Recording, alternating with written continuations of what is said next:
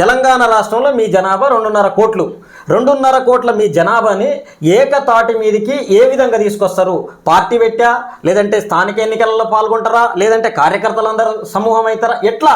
దానికి ఒక క్లారిటీ కావాలి. క్లారిటీ లేకుండా మీరు ఉంటేనే బీసీ ఉద్యమం అని చెప్పి జనాలను నమ్మించి పైసలు దోసులు చేసి జనాన్ని మోసం చేస్తారని అంటారు. దానికి సరైన ఆన్సర్ కావాలి. అటువంటిది చాలా తప్పు.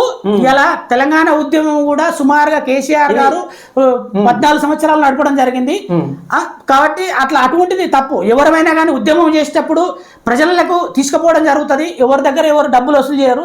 మా బీసీలే ఇవాళ 2.5 కోట్ల మంది ఉన్నాము. 2.5 కోట్ల మంది అంటే సుమారుగా 200 రూపాయలు చేసుకున్నా కానీ 200 రూపాయలు వేసుకొని పార్టీ పెట్టినా కానీ 500 కోట్ల రూపాయలు అవుతాయి. ఇలా ఎవరిని మేమెందుకు అడుగుతామయ్యా? ఎవరిని మేమెందుకు అడుగుతాము?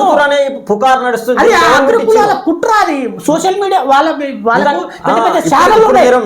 వాళ్ళకు పెద్ద పెద్ద ఛానల్ ఉన్నాయి. V6 ఉంటే కాంగ్రెస్ కు బీజేపీ గురించి మాట్లాడుతుంటాడు వాడు. V6 ఉంటే అదే టీఆర్ఎస్ టీ న్యూస్ అనేది ఉంటే టీ న్యూస్ ఎప్పుడు చూడగానే కేసీఆర్ బీఆర్ఎస్ గురించి చెప్పడం జరుగుతుంది. ఇప్పుడు బీసీల మీద అగ్రకుల కుట్ర జరుగుతుంది. ఏది వీళ్ళు డబ్బులు దందా చేస్తారని దాన్ని మీరు ఎందుకు తిప్పికొట్టలేకపోతారు? తప్పదు, డెఫినెట్ తిప్పికొడతాము. మా దృష్టికి రాలేదు.